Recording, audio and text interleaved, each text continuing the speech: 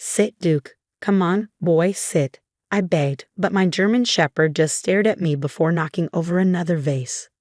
Luna, my Labrador, was already running around, carrying up the new pillows I had just bought. See? This is exactly what I was saying, my mother-in-law, Patricia, said with a smirk as she stood in the doorway, arms crossed. These dogs are completely out of control. I told James you weren't fit to take care of them. My name is Emma, and until 3 months ago, my dogs were well trained. Duke and Luna knew advanced commands and were always gentle, but suddenly they started acting differently.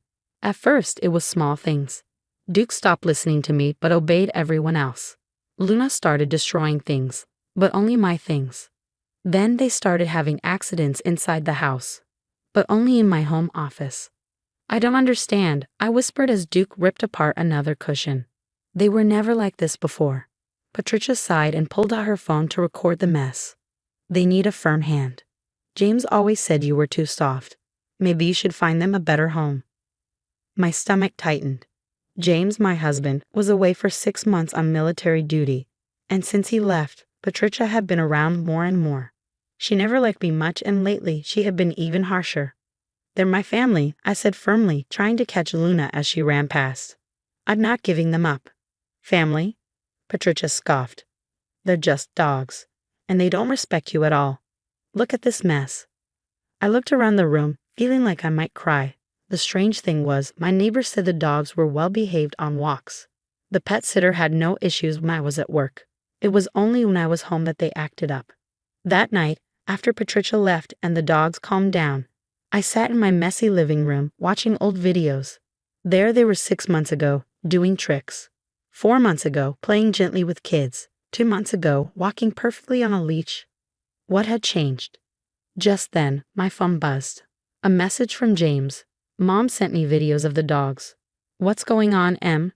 She says they're out of control. I started to type a reply but stopped. How could I explain that they only misbehaved around me, and that they were at their worst when Patricia was watching? Something wasn't right. The next morning, while cleaning up, I noticed something strange. Duke's old training treats near the back door. We hadn't used those in months, but there they were. I picked one up, confused.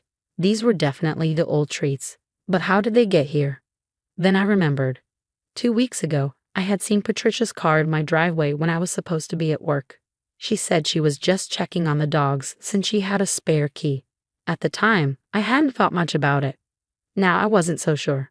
I walked into my home office where the dogs had been having accidents. Behind my desk, I found more treats. And something else, a small red clicker, like the ones used for dog training.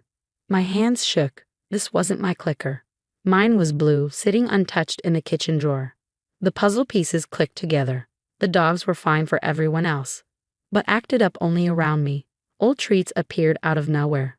Patricia kept pushing me to give them away. She was always ready to show James videos of their bad behavior. Could she really be behind all of this? That night, I made a plan. I bought 3 pet cameras and placed them around the house. One in the living room, one in my office, and one near the back door. Then I waited. For days, I stuck to my usual routine. I went to work, took my lunch break at the same time, and kept everything normal. The dogs continued their strange behavior, angels for others, troublemakers for me. But now I was gathering proof.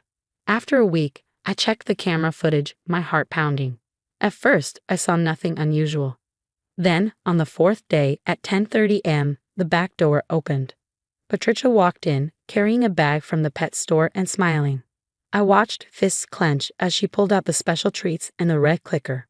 Okay, boys, she said sweetly as Duke and Luna wagged their tails. Time for some special training. Let's show Emma what bad dogs you can be. I watched in shock as the video played. Patricia had been coming into my house while I was at work, training my dogs to misbehave. She brought their favorite treats and used a training clicker to teach them to ignore me.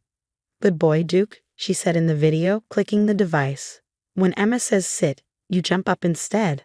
That's right. She gave him treats, undoing all the training I had worked so hard on. With Luna, she was even trickier. Here, sweet girl, she said, putting one of my shoes in front of her. Click, treat. Click, treat. Over and over, she trained Luna to think that chewing on my things was good. She spent hours with them, playing recordings of my voice and rewarding them for doing the opposite of what I said. It was all part of her plan. Soon, she told them, giving more treats. James will see that Emma can't handle you. We'll find you a better home. My hands shook as I skipped through more footage. She had turned my own dogs against me, confusing them and making me look like a bad owner. Then my phone buzzed. A message from James. Mom says things are getting worse with the dogs. Maybe we should think about what's best for them. Before I could answer, another text came. She sent me a video from today. Them destroying the house. This isn't like you. I clenched my fists. Of course, she had sent videos, but only after she had trained them to cause trouble. The next morning, I set a trap. Patricia let herself in as usual, not knowing I was watching the live camera feed from my car down the street. Time for your special lessons, she said, taking out the treats. Let's make a big mess for Emma. I had seen enough. I stepped out of my car and walked to my back door, my phone ready.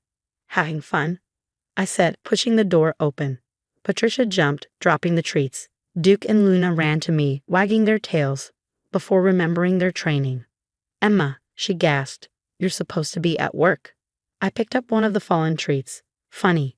These are the treats we stopped using months ago. And is that a training clicker in your hand? I was just helping, she stammered.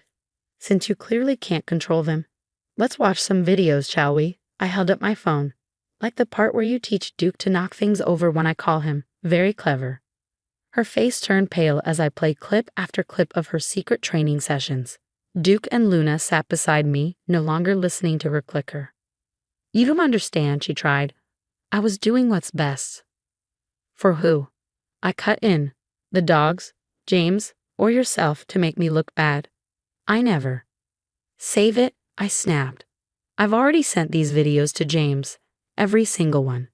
Right on cue, her phone rang. James' name lit up the screen. You might want to answer that, I said, scratching Duke's ears. I think he has some questions about your helpful dog sitting. Her hands shook as she picked up the call. I could hear James' angry voice demanding answers. Duke and Luna stayed close to me, finally free from her tricks, as we watched her world fall apart. The fallout was swift and decisive. James, still deployed but now fully aware of his mother's manipulation, was livid. The video calls that followed were intense, with Patricia trying to defend her actions while James systematically broke down every excuse she offered. How could you do this? His voice crackled through the video chat, his face tight with anger. Those dogs are family. Emma is family. And you've been deliberately trying to destroy that. I was only thinking of you, sweetheart, Patricia pleaded. I just wanted to show you that she's not. Not what, Mom? Not good enough. Emma's been running our household, taking care of our dogs, and supporting my career while I'm deployed.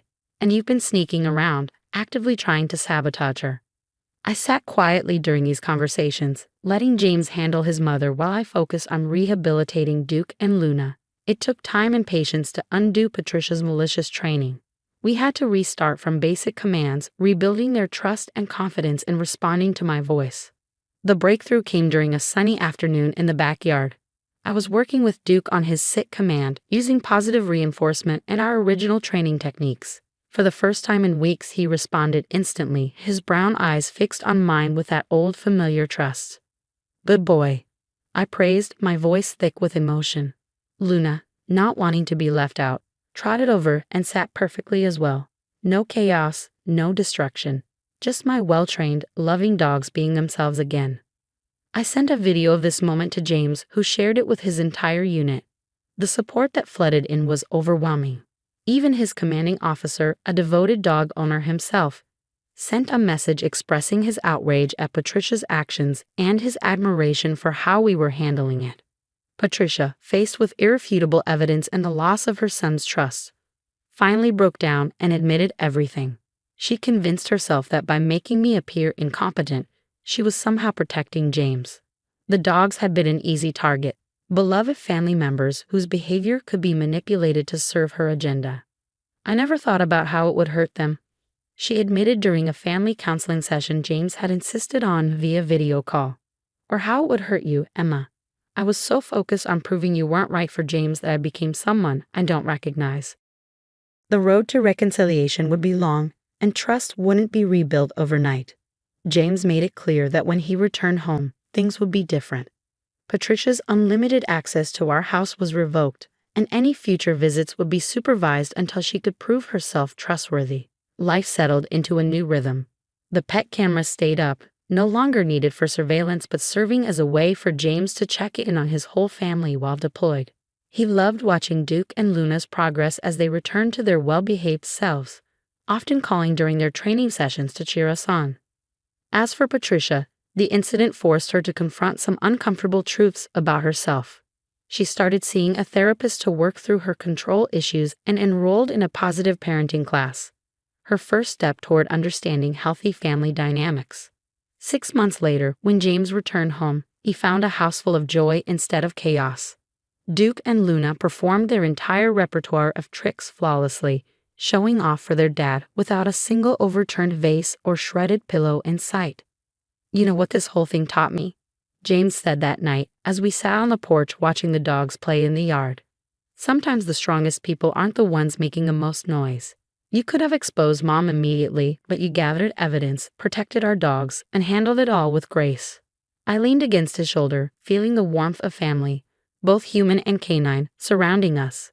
"I learned something too," I replied. "Sometimes the worst situations bring out the best solutions." Those pet cameras, I'm thinking of donating some to the local shelter. They help adopters bond with their new pets remotely. Duke and Luna rushed over, squeezing between us on the porch swing, their tails wagging contentedly. They were more than just pets. They were the catalyst that exposed a deeper family issue and, ultimately, led to its resolution.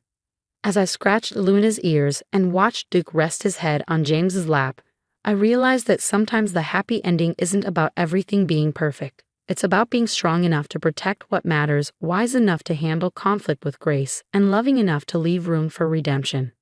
Even Patricia, who now visits monthly under our new boundaries, has learned to show love without control. Last week, she brought over proper training treats and handed them to me to use.